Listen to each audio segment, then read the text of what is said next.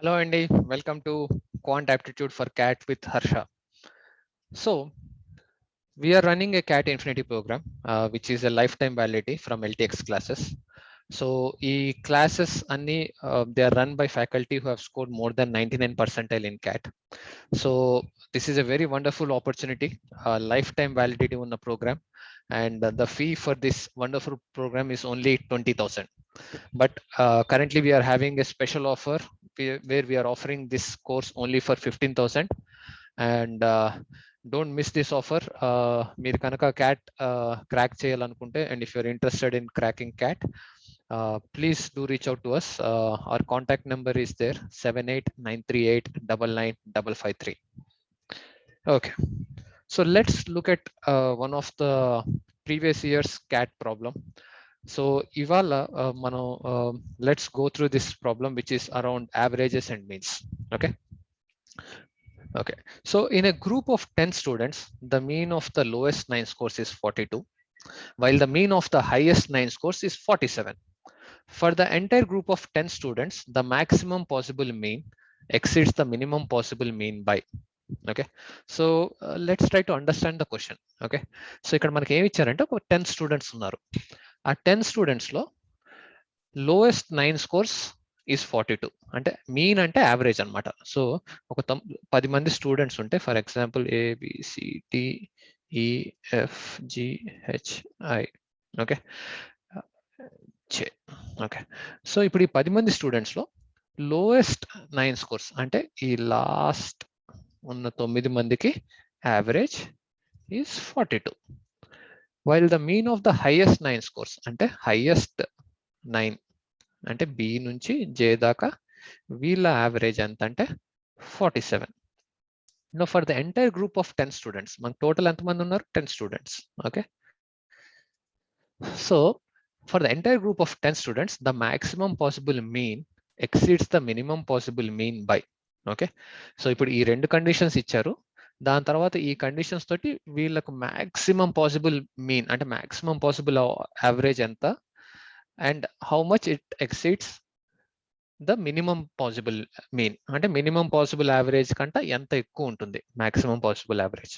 Okay, so మనకు తెలిసిన ఒక కాన్సెప్ట్ ఏంటంటే, ఒక నెంబర్ ఆఫ్ అబ్జర్వేషన్స్ కానీ నెంబర్ ఆఫ్ రికార్డ్స్ కానీ ఇచ్చి దీని యావరేజ్ ఇంత అని చెప్తే టోటల్ స్కోర్ ఎంత అవుతుంది?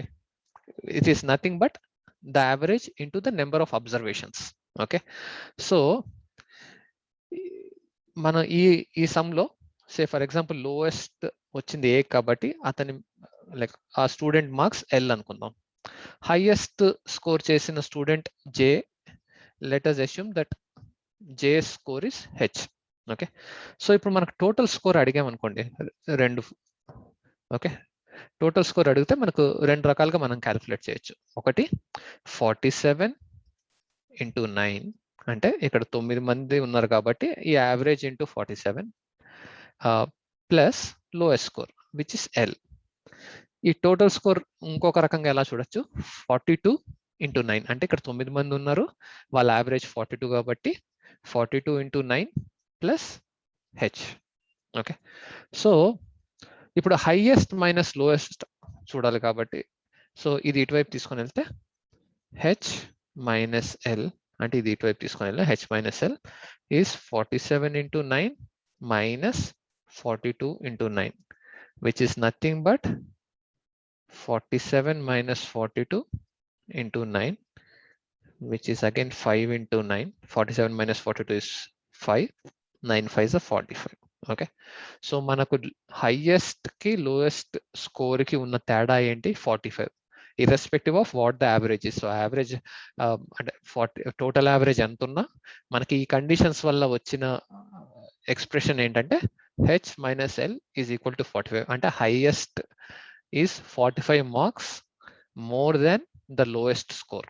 Okay, so the highest score is 45 marks, అంటే J A కంట 45 మార్క్స్ ఎక్కువ స్కోర్ చేశాడు.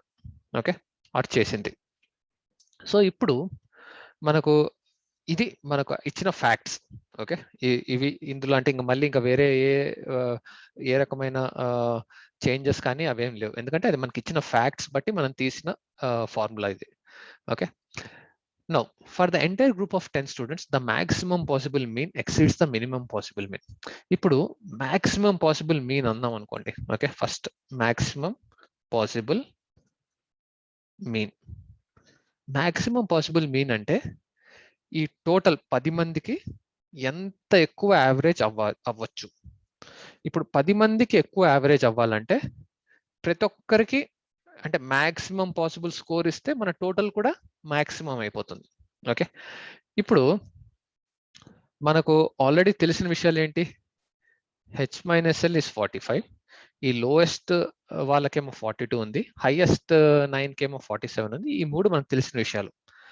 ఇప్పుడు ఈ లోయెస్ట్ 9 మందిలో ఇప్పుడు ఫర్ ఎగ్జాంపుల్ ఏకి 42 లేదా 42 కంటే తక్కువ ఉంటుంది స్కోర్.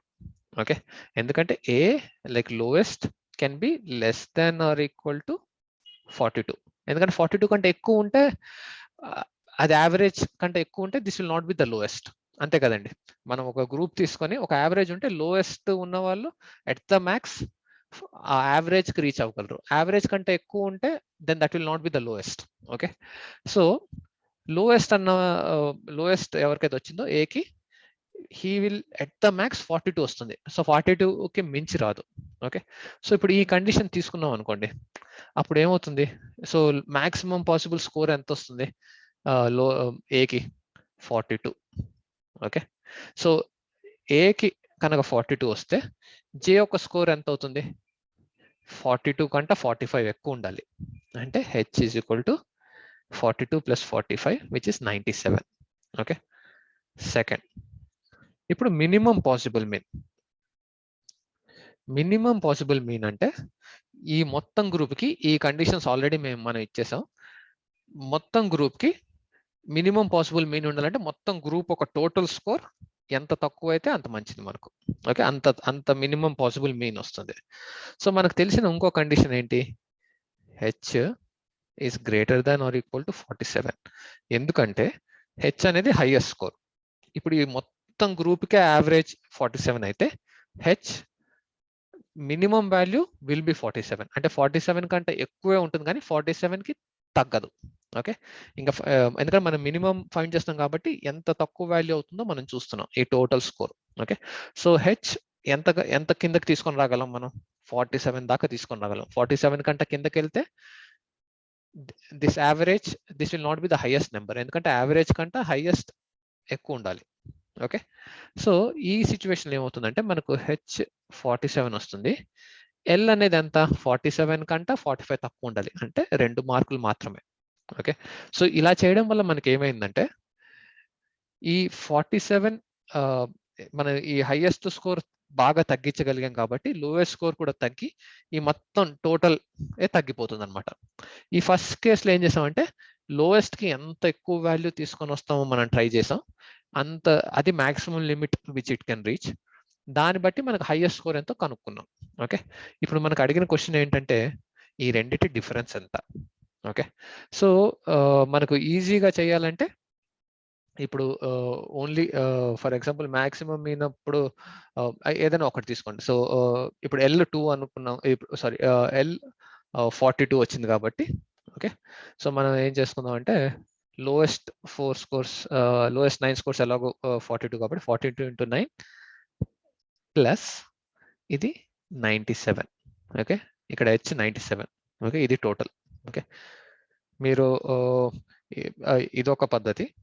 అండ్ సెకండ్ ఏం చేయొచ్చు అంటే మనం ఇక్కడ మినిమం పాసిబుల్ మీన్ అడిగారు కాబట్టి మినిమం పాసిబుల్ అంటే మనకు వచ్చింది ఏంటి? ఈ L2 అని తెలుసు. ఓకే, సో L2 అని తెలిస్తే మిగతావన్నీ 47 into 9 వాటి టోటల్. ఓకే, ఇందులోంచి 47 into 9 ప్లస్ 2. అర్థమైంది కదా మీకు? ఈ మినిమం పాసిబుల్ మీన్ ఫైండ్ చేస్తున్నాం. ఇందులో ఎలాగో ఫస్ట్ టాప్ 9 స్కోర్స్ కి 47 యావరేజ్, సో 47 into 9 అదేం చేంజ్ అవ్వట్లేదు, కానీ మినిమం స్కోర్ ఇస్ 2. ఇది పెట్టాం.